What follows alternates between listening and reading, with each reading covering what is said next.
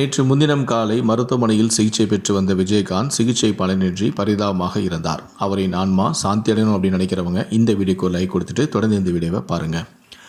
Pneumonia தொற்றால் பாதிக்கப்பட்டு மூச்சு திணறல் ஏற்பட்ட தேமுதிக தலைவரான விஜயகாந்த் கடந்த 28ஆம் தேதி காலமானார். அவரது உடல் கவலைக்கிடமான வகையில் இருப்பதாக சொல்லப்பட்ட போதே தேமுதிக தொண்டர்கள் பல்வேறு மாவட்டங்களில் இருந்து சென்னைக்கு வந்தனர். இதையடுத்து அவரது இறப்பை அறிந்ததும் பல சாலிகிராமத்தில் உள்ள அவருடைய வீடு, கட்சி அலுவலகத்தில் சாரசாரையாக குவிந்தனர். சாலிகிராமத்தில் உள்ள வீட்டில் விஜயகாந்தின் உடலுக்கு முதலமைச்சரான ஸ்டாலின் நேரில் வந்து அஞ்சலியும் செலுத்தினார். இதையடுத்து பொதுமக்கள் தொண்டர்களின் அஞ்சலிக்காக விஜயகாந்தின் உடலானது தேமுதிக தலைமை அலுவலகத்திற்கு கொண்டு செல்லப்பட்டது. அங்கு விஜயகாந்திற்கு பல்வேறு ரசிகர்களும் தொண்டர்களும் அஞ்சலி செலுத்தினர். விஜயகாந்தின் உடல் அடுத்த நாளான 29ஆம் தேதி தேமுதிக கட்சி அலுவலகத்திலேயே நல்லடக்கம் செய்யப்படும் எனவும் அறிவிக்கப்பட்டது. இதனால் தமிழகத்தின் மூலை முடுக்குகளில் இருந்தெல்லாம் பேருந்துகள், லாரிகள், டெம்போக்கள், கார்கள், இருசக்கர வாகனங்களில் தொண்டர்கள் கோயம்பேடு கட்சி அலுவலகத்திற்கு வருகை தந்தனர். அரசியல் கட்சியினர், சினிமா பிரபலங்கள் உள்ளிட்டோருடன் தொண்டர்களும் வரிசையில் நின்று அஞ்சலி செலுத்தினர். இதையடுத்து நேரம் செல்ல செல்ல கூட்டம் அதிகரித்த வண்ணம்தான் இருந்தது.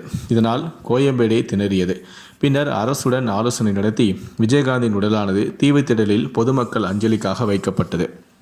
அங்கு ஏராளமான தொண்டர்கள் விஜயகாந்துக்கு அஞ்சலி செலுத்தினர்.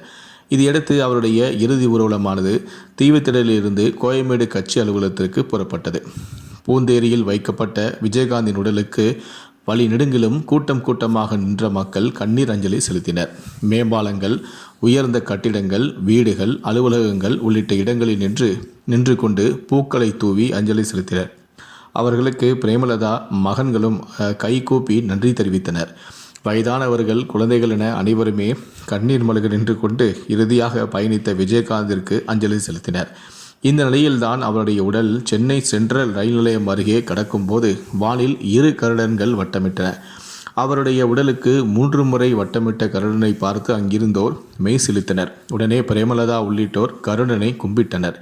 கருடன் வட்டமிடுவது ஏன் என்றால், பொதுவாக கருடன் கும்பாபிஷேகம் மற்றும் ஆன்மீகவாதிகளின் மரணங்களின் போது வட்டமிடும். இது மிகவும் அரிதாக நடக்கக்கூடிய நிகழ்வாகும். அப்படிப்பட்ட ஒரு நிகழ்வு விஜயகாந்துக்கு நடந்ததை வைத்து பார்க்கும்போது அவர் எத்தனை புண்ணியம் செய்திருக்கிறார் என்பது தெரிய வருகிறது. கள்ளழகர் படத்தில் நடித்த விஜயகாந்துக்கு ஆண்டாள் என்றால் மிகவும் பிடிக்கும். மதுரைக்கு சென்றால் ஸ்ரீவில்லிபுத்தூர் ஆண்டாளை தரிசனம் செய்யாமல் இருக்க மாட்டார். ஸ்ரீவில்லிபுத்தூர் ஆண்டாள் கோவில் கோபுரத்தில் தங்க மூலம் பூச தங்கத்தையே அன்பளிப்பாக விஜயகாந்த் கொடுத்துள்ளார். அத்துடன் விஜயகாந்தின் கல்லூரிக்கு ஆண்டாள் அழகர் என்றுதான் பெயரே வைத்துள்ளார். மார்கழி மாதத்தில் இறந்தவர்கள் சொர்க்கத்திற்கு செல்வார்கள். தற்போது விஜயகாந்தை கருடன் வட்டமிட்டதால் பெருமாளே நேரில் வந்து விஜயகாந்தை சொர்க்கத்திற்கு அழைத்து செல்வதாகவே கருதப்படுகிறது.